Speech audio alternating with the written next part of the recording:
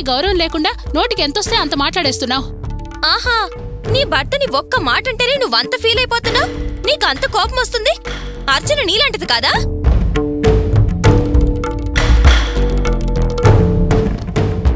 తన భర్తని వేరే వాళ్ళెవరో క్షమించమని అడుగు, కాళ్ళ మీద పడి క్షమాపణ కోరు, ముక్కు నేలకి రాయి, గుంజిళ్లు తీయి అంటే అది ఎంత ఫీల్ అవుతుందో ఆలోచించు. దీనంతటికీ కారణం అమ్మే. బావను క్షమించమని అడిగితే సరిపోతుంది అనేది అబద్ధమని తెలిసింది కదా. వాళ్ళకి బావ మీద కోపం పోలేదు, తగ్గలేదు. అందుకే వాళ్ళ కాళ్ళ మీద పడి క్షమాపణలు అడగాలన్నారు. దానికి మీరందరూ సపోర్ట్ చేస్తున్నారు. అసలు అనాల్సింది వాళ్ళని కాదు, మిమ్మల్ని అనాలి.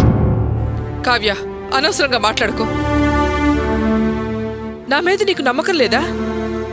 అభాండాలు నా మీద వేస్తున్నావేమిటి? నేను నిందలేయడం లేదమ్మా, నిజాలు చెప్తున్నాను. నన్ను కాదు, నీ మనసాక్షిని అడుగు, నిజం నీకే తెలుస్తుంది. ఇదివరకు గోపి మీద అమ్మ కోపం ఉండేది, కానీ ఇప్పుడు లేదు. అప్పట్లాగానే ఊహించి నోటికొచ్చినట్టు మాట్లాడుకో. ఒకవేళ అమ్మ అలాగే ఉంటే నేను ఆలోచించనా? అలాగే వెళ్తానా? గోపి సంగతి నాకు తెలీదా? అతని మంచితనం నాకు తెలీదా? గోపి దగ్గరికి వెళ్ళేటప్పుడు గుండె రాయి చేసుకుని వెళ్ళాను. అడగలేక అడిగాను. ఈ పెళ్లి ఆగిపోతే అమ్మ ఆరోగ్యం చెడిపోతుంది. అవతల పెళ్లి కొడుకు వల్ల గోపి ప్రాణానికే ప్రమాదం. ఇవన్నీ ఆలోచించి పరిస్థితులు అర్థం చేసుకుని వెళ్ళాను. నువ్వివేం తెలుసుకోకుండా మాట్లాడుతున్నావు. సరే, తెలియకుండానే మళ్ళీ అడుగుతున్నాను. బావ వెళ్ళి అతని కాళ్ళ మీద పడి క్షమాపణలు అడిగి ఈ పెళ్లి చేయాల్సినంత అవసరం ఏమొచ్చింది? నాకేమైనా వంకుందా, లేక వయసు అయిపోయిందా? ఏంటి నాలో లోపం?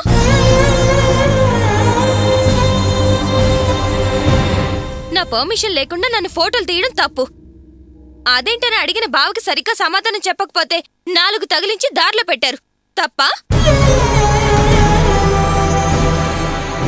ఎందుకని బావని కాళ్ళమే పడి క్షమాపణలు అడగమంటున్నారు? తప్పు వాడు చేసి రివర్స్ లో బావని క్షమాపణలు అడగమంటవేంటి? ఇదే న్యాయం? అసలు ధర్మంగా ఆలోచిస్తే అతనే వచ్చి బావని క్షమించమని అడగాలి.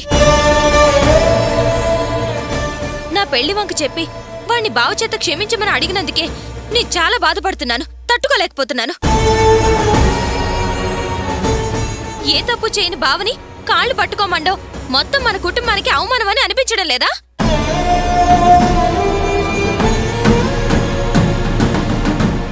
నాకు తెలియకుండా ఫోటోలు తీయడం అనాగరికం.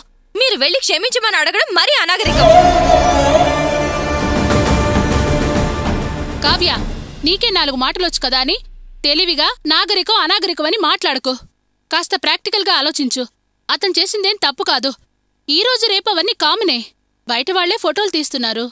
అతనేదో సరదా పడి తాను చేసుకోబోయే అమ్మాయే కదా అని 4 ఫోటోలు తీసి నీకు సర్ప్రైజ్ ఇద్దాం అనుకున్నాడేమో.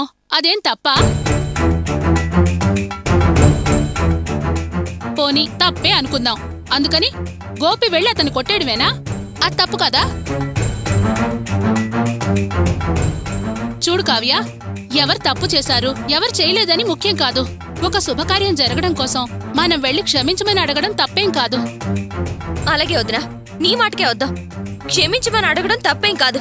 సరే, బావ వాళ్ళింటికొచ్చింది క్షమించమని అడగడానికే కదా, అడిగాడు కదా. మళ్ళీ కాళ్ళు పట్టుకోవాలి అన్నాడే, అదే న్యాయం? అదెంతవరకు కరెక్ట్? ఆ మాటకే కదా అర్చనకు కోపం వచ్చి అలా మాట్లాడి వెళ్ళింది. నేనక్కడ లేను. ఉంటే నువ్వు అవసరం లేదు, నాకు ఈ పెళ్లి అవసరం లేదని తెగేసి చెప్పేదాన్ని.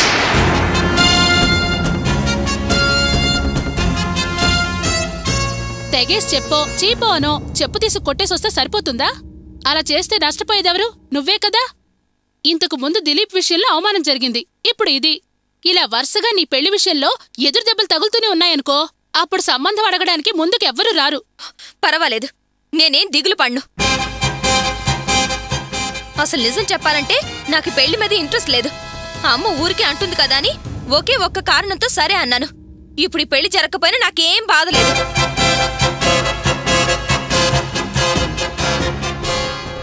అందరూ నీ మంచి గురించి చెప్తుంటే నువ్వేంటి అడ్డంగా మాట్లాడతావు? ఏంటి మంచి? ఏంటి మంచి? నాకు ఆ సంబంధం చూస్తున్న విషయం అక్క బావ దగ్గర దాచారు. అదేనా మంచి? అర్చన వాళ్ళు ఇక్కడికి వస్తే సంబంధం చెడిపోతుందేమోనని బాధపడ్డారే, అదేనా మంచి? అర్చనకి ఈ విషయం తెలిసి ఎంత బాధపడుంటుంది. మీరు చెప్పకపోవడం వల్ల అది నా గురించి ఏమనుకుంటుంది? నేను తప్పుడుదాననే కదా, అదేనా మంచి? నా సొంత అక్క నా పెళ్లి విషయంలో అంత బాధపడుతుంటే ఆ పెళ్లి చేసుకుని నేనేం సంతోషంగా ఉంటాను?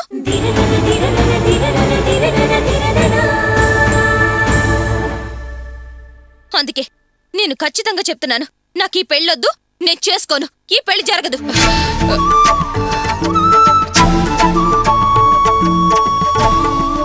నన్ను కాదని మీరు ఇంకేం నిర్ణయాలు తీసుకున్నా నేను ఇంట్లోనే ఉండను. చూడమ్మా, నువ్వు వాసపడ్డావని నేను ఈ సంబంధానికి ఒప్పుకున్నాను.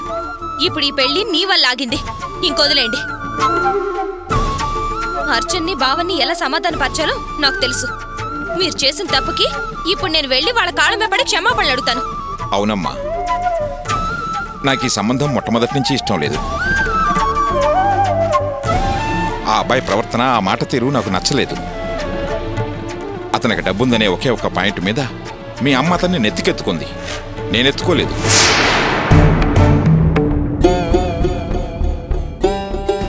అయినా మన తాహతుకు మించి ఆశపడితే ఇలాంటి ఇబ్బందులు ఫేస్ చేయాల్సి వస్తుందని నేను మొత్తుకుంటూనే ఉన్నాను. అదే ఈరోజు మనకు ఎదురైంది. అది ఇబ్బంది పెట్టింది మనల్ని ఎవరినో కాదు, మంచి మనసున్న అల్లుడు గారిని. అర్చనను ఇష్టపడి పెళ్లి చేసుకున్న పాపానికి ఈ ఇంట్లో వాళ్ళ వల్ల ఎన్ని అవమానాలు పొందాడు. వాటన్నిటికీ మించి ఈరోజు ఎవరో తనకు సంబంధం లేని పరాయి వాళ్ళ దగ్గర అవమానాలు భరించాల్సి వచ్చింది.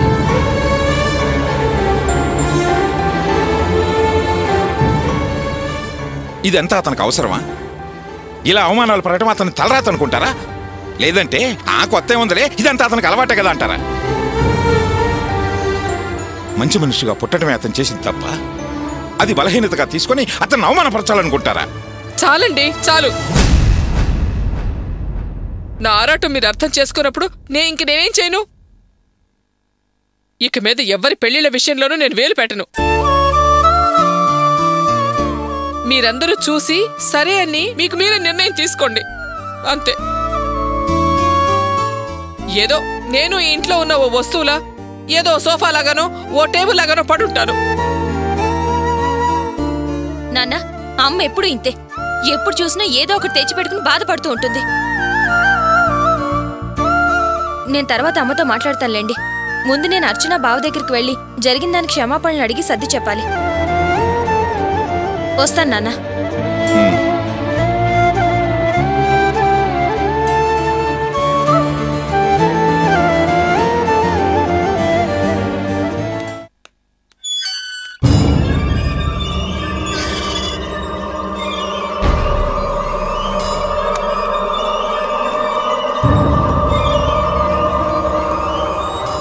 అమ్మా, ఎవరు కావాలి? మీరెవరు? మేం చింతామణి అమ్మగారి బాడీగార్డ్స్. మీరెవరో చెప్తే గానీ లోపల పంపడం కుదరదు. నాకు చింతామణక్కకు చాలా స్నేహం ఉంది, బంధుత్వం కూడా ఉంది. అక్క దగ్గరికి వెళ్ళి భాగ్యం వచ్చిందని చెప్పండి. ఏంటి భాగ్యానివా?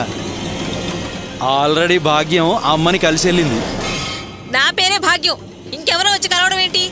అమ్మా, భాగ్యం అనే ఆవిడ చాలా చిన్నవిడ. వచ్చింది అమ్మని కలిసి వెళ్ళిందని చెప్తున్నాం కదా, ఎందుకు మమ్మల్ని విసిగిస్తారు? వెళ్ళండి. ఎవరో వచ్చి నా పేరు చెప్పి మీ అమ్మను కలిసి ఉంటుంది. అప్పుడు మోసపోయి ఆమెను వదిలేసి ఇప్పుడు మీ తెలివంతా నామే చూపిస్తున్నారా? అమ్మా, మా తెలివితేటలు పక్క నుంచి నీ అతి తెలివితేటలు ఆపి బయటకు బయలుదేరు. ఎవరి తెలివితేటలో, ఎవరి అతి తెలివితేటలో, ఎవరి అబద్ధాలో, ఎవరి నిజాలో, ఎవరు మోసగాళ్ళో, ఎవరు నిజమైన వాళ్ళు మీ అమ్మగారు ఒకసారి పిలవండి, తేలిపోతుంది. ఇదెందుకు వచ్చిందబ్బా ఇక్కడికి? బహుశా కవిత ఏమైనా వెళ్ళి నిజం చెప్పిందేమో. అబ్బా, దీన్ని ఎలాగ మేనేజ్ చేయడం? ఏంటమ్మా, నువ్వు వెళ్ళవా? ఇదిగో, మీరు నన్ను లోపలికి పంపనివ్వలేదని అక్కకు తెలిసిందనుకోండి, మీ ఉద్యోగాలు ఊడిపోతాయి. తర్వాత మీ ఇష్టం, బాగా ఆలోచించుకోండి. అక్క చూడండి అక్క, నన్ను ఇంట్లోకి రానివ్వనంటున్నారు. ఇది అక్క చెక్క అని మర్యాదగా పిలుస్తుందంటే ఆ కవిత దీన్ని కలిసి ఏం చెప్పలేదేమో. ఏంటక్క ఆలోచిస్తున్నావు? వీళ్ళు నన్ను రానివ్వడం లేదు, రానివ్వమని చెప్పక్క. ఇదిగో, ఆవిని లోపల పంపించండి. అమ్మా, ఆ రోజు భాగ్యమని మిమ్మల్ని కలవడానికి వచ్చిన ఆవిడ అది కాదయ్యా, భాగ్యం అంటే అసలు భాగ్యం ఈవిడే. ముందు ఆవిడ వదలండి. అక్క నురా విన్నారుగా, నా దగ్గర ఇంకెప్పుడైనా ఇలా ప్రవర్తించారో జాగ్రత్త. ఏమనుకుంటున్నారో ఏమో. రాక్క ఎవరక్క వాళ్ళు? గేట్ దగ్గర వాళ్ళని ఎందుకు పెట్టుకున్నావు? దాని గురించి ఏం అడుగుతాలేవు అక్క. ఆ రోజు మాధారావు వచ్చి నన్ను బెదిరించి వెళ్ళాడు కదా. అవును. ఆ విషయం నా కొడుకు చెప్పానక్క. కూర్చోక్క. వాడు ఎందుకైనా మంచిదని తెలిసిన వాళ్ళకి చెప్పి వీళ్ళని కాపలాగా పెట్టాడక్క. మంచి పని చేసావక్క.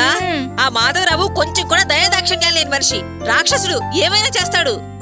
అవునక్క, నా పేరు చెప్పి ఎవరొచ్చారు? ఇంకెవరు? ఆ కవితే. కవిత? ఏ కవిత? అదే మీ ఇంటి పక్కనుండేది.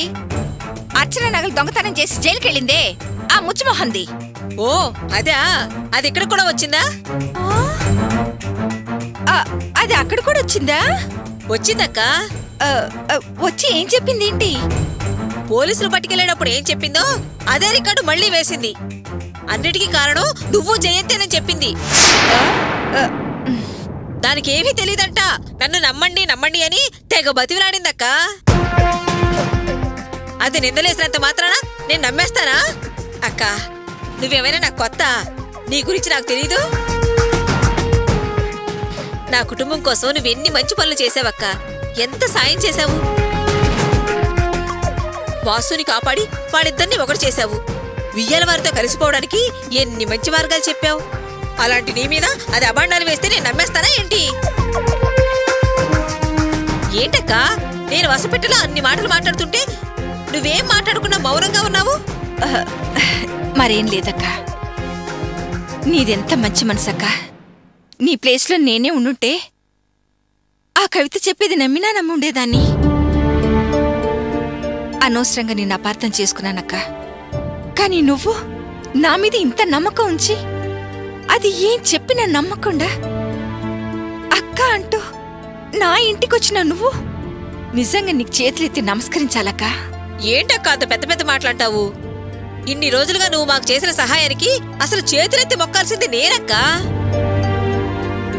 అది సరే కాని ఆ కవిత నా పేరు చెప్పి నిన్ను కలిసి ఏం చెప్పిందక్క? అది ఏదో ఒకటి చెప్పినా పర్వాలేదు. సడన్ గా కత్తి తీసి నా గొంతు మీద పెట్టిందక్క. తర్వాతే ఉందక్క. నీ గురించి నా దగ్గర లేనిపోయినవన్నీ వాగుతూ నా కూతురి జీవితం నాశనం చేస్తానని జయంతి వాళ్ళ ఆయనను కలిసి లేనిపోయినవన్నీ చాడీలు చెప్పిందక్క. చెబితే నా అదృష్టం, నా కూతురు అదృష్టం బాగుండి నీలాగే వాళ్ళు కూడా దాని మాటలు నమ్మలేదక్క. జయంతి జీవితం చక్కగా ఉందక్క. అలాంటి వాటి గురించి నువ్వేం దిగులు పడకక్క. నీ మంచితనానికి, మంచి మనసుకి అంతా మంచి జరుగుతుంది. ఎలాగలాగా గండం గడిచి పిండం బయటపడినట్టు అంతా మంచే జరిగిందక్క. ప్రేమతో అక్కడి నుంచి ఇక్కడికి వచ్చావక్క. అలసిపోయినట్టున్నా, ఉండు కాఫీ తీసుకొస్తాను. వద్దక్క, ఇప్పుడే వద్దు. అయ్యో, అసలు నేను వచ్చిన విషయం చెప్పలేదక్క నీకు. ఏంటక్క? ఒక మంచి వార్త నీ చెవిని వేసిపోదామని వచ్చాను. ఏంటక్క అంత మంచి వార్త? మరేం లేదక్క, పోలీసులు వచ్చి నన్ను పోలీస్ స్టేషన్కి తీసుకెళ్లారు. అదేంటక్క, పోలీస్ స్టేషన్ తీసుకెళ్లారంటూ మంచి వార్త అంటావు? అదేలా మంచి వార్త అవుతుందక్క? ముందు స్టేషన్కి రమ్మనగానే నేను కూడా గజగజ వణిగిపోయాను, భయపడ్డాను. తీరా వెళ్ళిన తర్వాత అసలు విషయం తెలిసిందక్క. ఏంటక్క ఇది? ఇంతకు ముందు మేము స్థలం కొనడానికని ఒకడికి 3 లక్షల రూపాయలు ఇచ్చాం కదా, ఆ డబ్బు తిరిగి ఇప్పుడు దొరికినట్టుందక్క. ఏంటక్క, కాస్త వివరంగా చెప్పు. నాకేం అర్థం కావట్లేదే.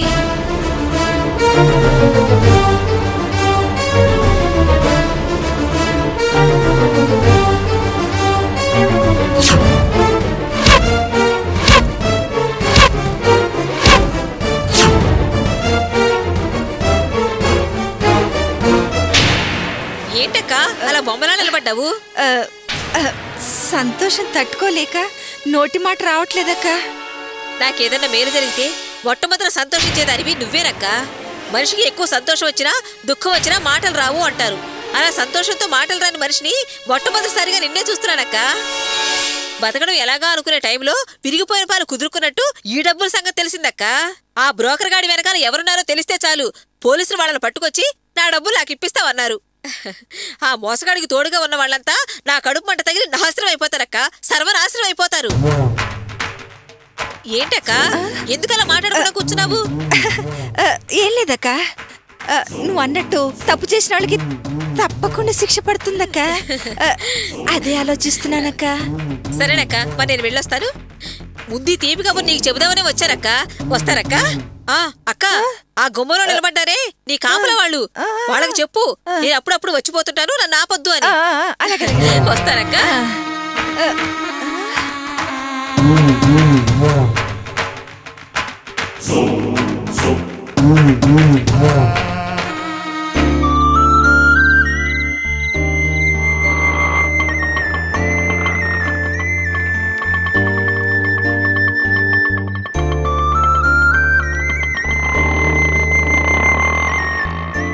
ఏమ్మా కావ్య, నువ్వా?